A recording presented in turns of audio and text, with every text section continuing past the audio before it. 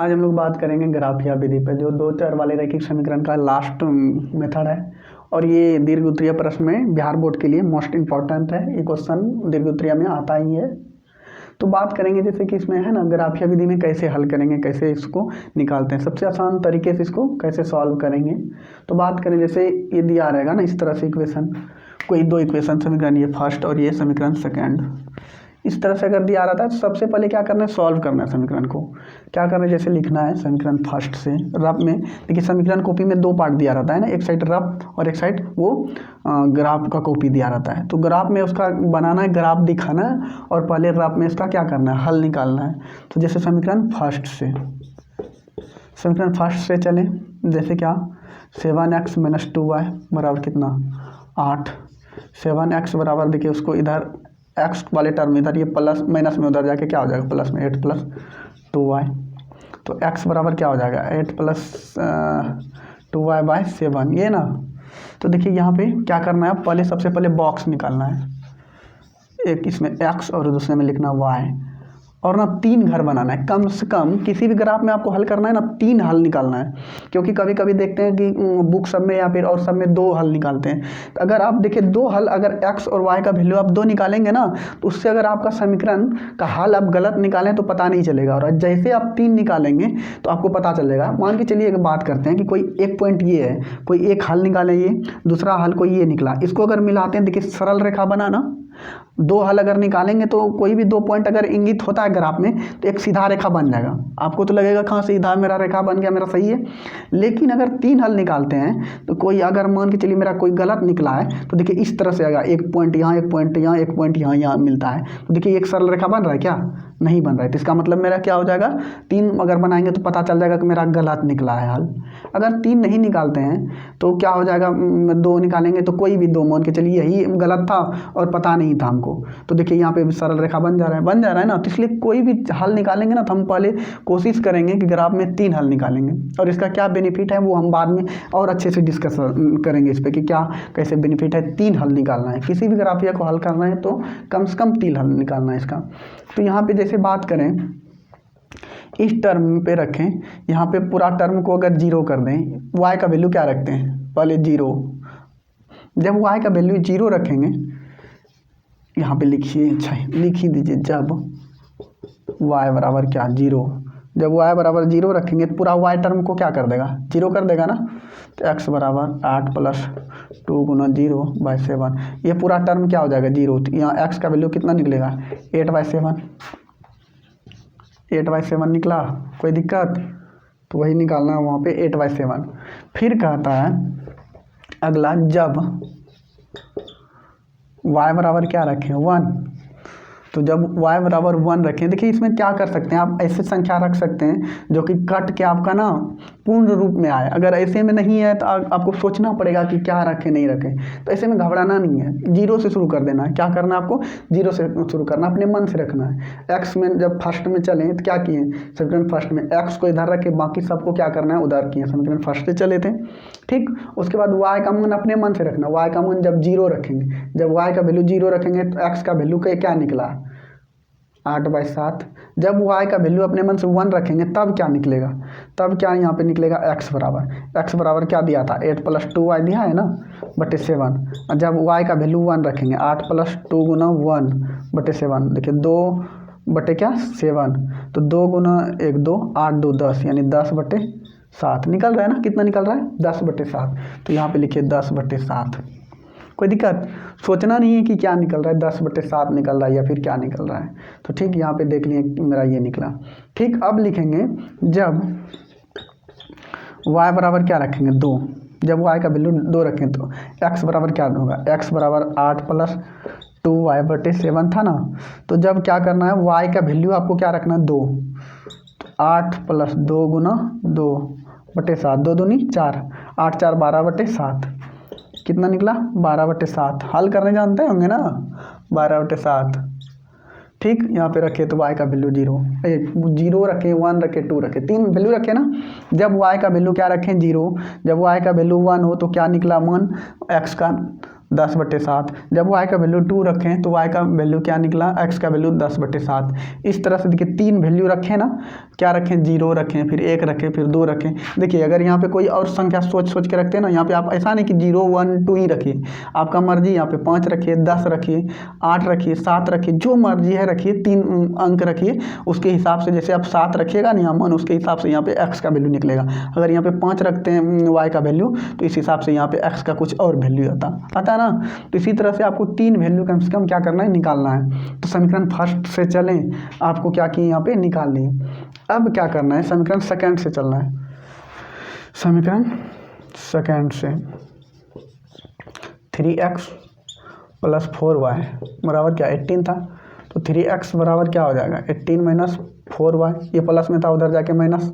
x बराबर क्या हो जाएगा, 18 - 4y/3 हो जाएगा ना। करने के बाद अब क्या करना है, उसी तरह एक बॉक्स बनाना है। इसमें लिखना है x और इसमें लिखना है नीचे y। 3 बॉक्स कॉलम बनाना है, 1 2 3 बनाए ना। उसके बाद यहाँ पे लिखना है जब y का वैल्यू 0 रखें, क्या रखें, y का वैल्यू 0, तब देखते हैं x का वैल्यू क्या होता है। x बराबर 18 - 4 × 0, 0 रखें ना /3। ये देखिए पूरा टर्म कट के ख़त्म हो जा रहा है, क्या कट के ख़त्म हो गया। तो यहाँ पे देखिए 18/3 बचा, तो कट के क्या 6। जब 0 रखें तो यहाँ वैल्यू क्या निकला, 6। जब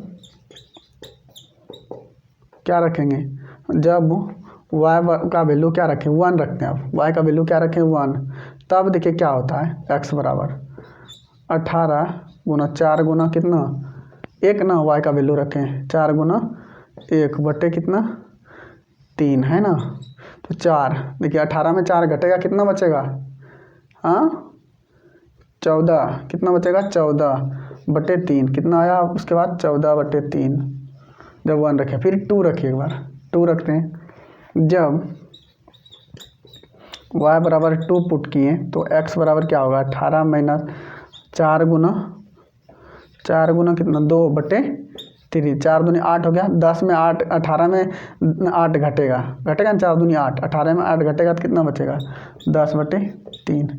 क्या बचा आपका, 10/3। तो देखिए ये सब क्या था, आपको रफ वाले साइड में करना है। हमको बस ये मेन रूप से ये जो है ना, यही 2 बॉक्स का काम है। एगो निकाले समीकरण फर्स्ट से, ये समीकरण फर्स्ट से ये निकला मेरा, और समीकरण सेकंड से ये जो बॉक्स निकला समीकरण सेकंड से, x y, यही बॉक्स को वहाँ पे कॉपी करके लिख लेते हैं। 0 6 और 1 अगर रखे थे तो क्या निकला था, 14/3, और जब 2 रखे थे तो क्या निकला था, 10/3, यही निकला था ना हाल। ये मेरा रफ का काम, आपको मतलब मिटाना नहीं है, मेरा बोर्ड पे जगह नहीं है तो इसको हम मिटा रहे हैं, ठीक। और मेन रूप से मेरा यही है, 3 हल निकाले ना दोनों समीकरण का, ठीक। इसको मिटा देते हैं। अब आपको हम दिखाते हैं इसका, कि जब हम इसको उस पर दिखाएंगे ग्राफ में, तो कैसे इसमें इंगित करना है ग्राफ में कि कैसे है। देखिए अब ग्राफ में तो पॉइंट दिया है नहीं, तो थोड़ा सा इसमें समझने में प्रॉब्लम होगा, लेकिन हम समझ में आ जाएगा ना, कोई दिक्कत नहीं है, बिल्कुल आ जाएगा समझ में। अगर ग्राफ कॉपी पास में हो तो और अच्छे तरीके से समझ में आ जाएगा कैसे हल करना है। जैसे देखिए बात करें, ग्राफ इस तरह से खींचते हैं ना, ग्राफ का ये आप लोग नियामक पढ़े होंगे, 9th क्लास में, और 10th में हम पढ़ रहे हैं तो 9th में तो ये सब सीखे होंगे, ठीक। नहीं तो सारा वीडियो आपको यहाँ भी मिलेगा, 9th का भी, ऑल थ्योरी सारा चीज़ इस चैनल पे भी। तो यहाँ पे देखिए क्या करेंगे, यहाँ पे ये x है और ये क्या है आपका y, ये x और ये क्या है y है ना, x बोलते हैं, लिख दीजिए x, और ये भी x, y और x, और इसको क्या बोलते हैं, 0, इसको मूल बिंदु बोलते हैं। इसको क्या बोलते हैं, मूल बिंदु बोलते हैं। इसको फर्स्ट कोऑर्डिनेट यानी प्रथम पाद, द्वितीय पाद, तृतीय पाद, चतुर्थ पाद बोलते हैं। और इसको क्या बोलते हैं, मूल बिंदु, मूल बिंदु। और देखिए ऑब्जेक्टिव भी कभी कभी बिहार बोर्ड यहाँ पे पूछता है, मूल बिंदु का नियामक क्या होता है, 0 0, यानी कि 0 0 बताएं यहाँ पे 0 0 मूल बिंदु, क्योंकि यहाँ पे देखिए x का भी 0 रहता है और y का भी यहाँ पे 0, क्योंकि इस जगह से यहाँ पे जो है ना प्लस स्टार्ट होता है, प्लस में, और इधर माइनस में, यानी -1 -2, यहाँ से 0 से स्टार्ट होता है, यहाँ भी प्लस में और इधर जाएगा तो माइनस में। कोई दिक्कत, ये सब आपको नियामक में पढ़ना है, और नियामक में हम फिर बताएंगे आगे इसी यूनिट में, 10th में है आगे नियामक, तो उसमें पूरी तरह से डील करेंगे इस पर क्या होता है, ठीक। तो यहाँ पे अभी समझना है जैसे बात करें या फिर आप लोग पढ़े भी होंगे, तो जैसे यहाँ पे इसका 0 है नियामक, इधर 1 2 3 4 5 6, यहाँ भी -1 -2 -3 -4 -5 -6, और फिर जा सकते हैं प्लस इन्फिनिटी तक, माइनस इन्फिनिटी अनंत तक। इधर ऊपर जाएंगे तो +1 +2 +3 +4 +5 +6, -1 -2 -3 -4 -5 -6, इस तरह से जाएंगे। और नीचे जाएंगे तो क्या करेंगे, चलते जाएंगे।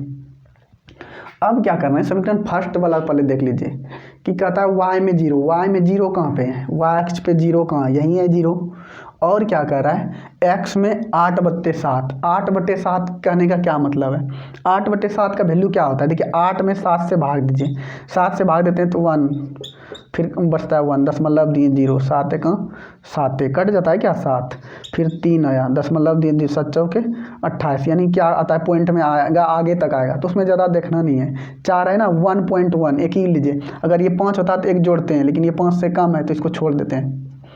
1.1 इसका वैल्यू कितना होता है 1.1, y में 0 1.1। अब देखिए 1.1 तो यहाँ पे मिल गया, 1.1 क्या होता है, इसके बीच में ना 10 चिन्ह दिया रहता है, 1 2 3 4 5 6 7 8 9 1 10, क्या कितना चिन्ह इसमें बीच में दिया रहता है, 10 चिन्ह दिया रहता है। देखिएगा आप जब वो बना रहे होंगे उसमें जो होगा ना, उसमें दिया होगा, इसमें हर कॉलम में जैसे एक मतलब ये मैन लाइन दिया रहेगा, 1 पे 2 पे भी 3 पे भी मतलब रूलिंग में दिया रहेगा, और ये बीच में जो होगा हैचिंग लाइन बहुत छोटा छोटा होगा, वो प्रत्येक 1 mm का होगा, कि यानी 1.1 अगर आता है 1.1 तो 1.1 माने मतलब कि एक वाला आगे वाला टर्म पे इस जगह जाना है ना।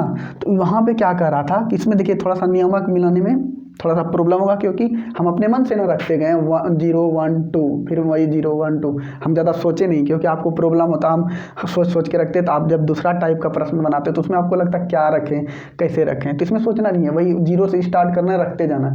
बस यहाँ पे थोड़ा सा प्रॉब्लम होगा पॉइंट में, तो वही प्रॉब्लम को देख लीजिए कैसे सॉल्व करेंगे, फिर नहीं तो हम अगला टाइप बताएंगे तो उसमें समझिएगा। जैसे यहाँ पे बात करें 8.7 है, तो इसका वैल्यू कितना निकला 1.1, तो इसका फर्स्ट समीकरण से चल रहे हैं, तो y का 0 और x का कितना होना चाहिए 1.1, तो ये पॉइंट कहाँ पे मिला, यहाँ पे, ये पॉइंट कहाँ पे मिला आपका, यहाँ पे मिला, कोई दिक्कत, यहाँ पे मिला। इस पॉइंट का नाम आप रखिए क्या, पहले x का लिखते हैं ना, कोई भी नियामक को पहले x और y इस तरह से इंडिकेट करते हैं, तो यहाँ पे पहले x का वैल्यू क्या 8/7 और 0, एक यहाँ पे मिल गया आपका एक पॉइंट, कोई दिक्कत खोजने में नहीं। उसके बाद क्या करना चाहिए, होना नहीं चाहिए, y में आपको +1 जाना है, प्लस माइनस जाते तो y में इधर रहता, प्लस में क्या इधर मिला ना, प्लस में क्या y में 1 जाना है, और कितना जाना है 10/7, यानी 10/7 का वैल्यू क्या होता है देख लीजिए, 10 में भाग दीजिए 7 से, 1 7 3 गया 4 7 चौके 28, यानी 1.4, आगे अब देखना ही नहीं है, 1.4 निकलना चाहिए ना, इसका वैल्यू 10.4 का 1.4, y में 4, देखिए 1 2 3 4, यही था 4 क्या, ये पॉइंट मिला क्या, इस पॉइंट का नाम यही ना मिला। इसमें x में जाना 1.4, 1 यहाँ था और 4, 1 2 3 4 गए, ग्राफ में भी देखिएगा इसी तरह मिलेगा, जैसे यहाँ पे 1 था, उसके बाद उस 4 हैचिंग लाइन जो दिया रहेगा 1 2 3 4 गिन लेना है, और फिर क्या कर रहा था y में 1, तो y में 1 और इसमें 4, जहाँ पे कटा मिल, कहाँ पे कटा, यहाँ पे कटा, इसका नाम रखना है आपको 10/7 और 1 रख दिए, कोई दिक्कत नहीं। उसके बाद आगे चलते हैं, उसके बाद क्या कहता है y में 2 वहाँ मिल गया हमको, डायरेक्ट पूर्णांक है, ठीक। और उसके बाद करेगा 12/7, तो 12/7 देख लीजिए इसका वैल्यू क्या होता है, 12/7 1 7 यानी 5 दशमलव दिए 2 7 7 49, यानी 1.7, कितना मिला 1.7, 1 2 3 4 5 6 7, यहाँ मिला क्या 1.7, क्या मिला यहाँ पे 1.7, यहाँ पे देखिए 7वां पे जाना है। एक तो ये गया और 7, 1 2 3 4 5 6 7, 7वां पॉइंट पे गए थे ना और इसको मिलाना है। तो यहाँ पे मिला, क्या मिला, 12/7/2, 3 नियामक मिल गया। अब देखिए इसको आप ऐसे खींचिए रेखा, इस तरह से मेरा टेढ़ा हुआ। आप जब स्केल रख के खींचिएगा ना तो आपको क्या होगा, पूरी तरह से स्ट्रेट आएगा, इतना ऐसे इधर नहीं जाएगा। और ये क्या हो जाएगा, थोड़ा सा इस तरह से आएगा, होना चाहिए इस तरह से मिलेगा। ठीक, तो इस तरह से जब आप स्केल रखिएगा तो इस तरह से आपका आ जाएगा। एक रेखा खींचा गया आपका, और इसका नाम क्या रखेंगे, यही समीकरण फर्स्ट में क्या आया था, 7x + 2y = 8। इस रेखा का नाम रख दिए जो था, 3 नियामक भी मिल गया है। अब चलेंगे समीकरण सेकंड से। समीकरण सेकंड में क्या कहता है, y का 0 और x में 6, x में 6 यहाँ पे है और y में भी 0। y में क्या 0 और x में 6, तो y में 0 इसी लाइन पे है और 6 यहाँ पे, तो यानी 6 और 0, एक पॉइंट मिल गया यहाँ समीकरण सेकंड से मिल गया ये पहला। तो ये तो क्लियर हो गया। फिर कहता है y में प्लस में 1 जाना, y में प्लस 1 जाना है और उसमें 14/3, 14/3 का वैल्यू क्या हो जाएगा, 4 तिया 12। इसमें अगर भाग देके देखते हैं 4 पॉइंट कितना निकलता है, 4 तिया 12 2 6, 4.6। तो इसमें 4.6, 1 2 3 4 5 6 7 8 9 10, इसमें 10 होगा ना, तो चौथा पॉइंट पे जाना है। 4 के बाद चौथा पॉइंट, 1 2 3 4, इस जगह कोई चौथा पॉइंट उसमें होगा ग्राफ कॉपी में, वहाँ जाना है। और y में क्या था, 1 था ना, तो यहाँ पे चौथा पॉइंट कहीं यही मिलता है। कहाँ पे मिलता है, यहाँ मिला, कोई दिक्कत।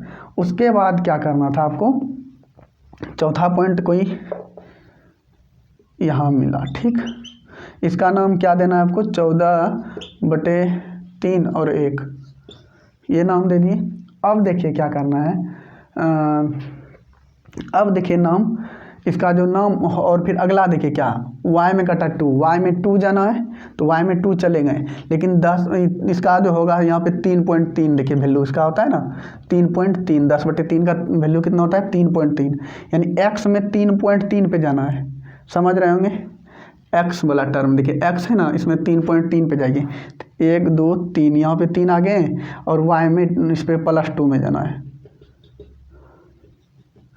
कहीं यहाँ पे आ गए क्या, कहीं कहाँ मिले, यहाँ पे इसको हम 3 करने के बाद यहाँ पे, और इस नाम इसका देंगे 10/3 और 2।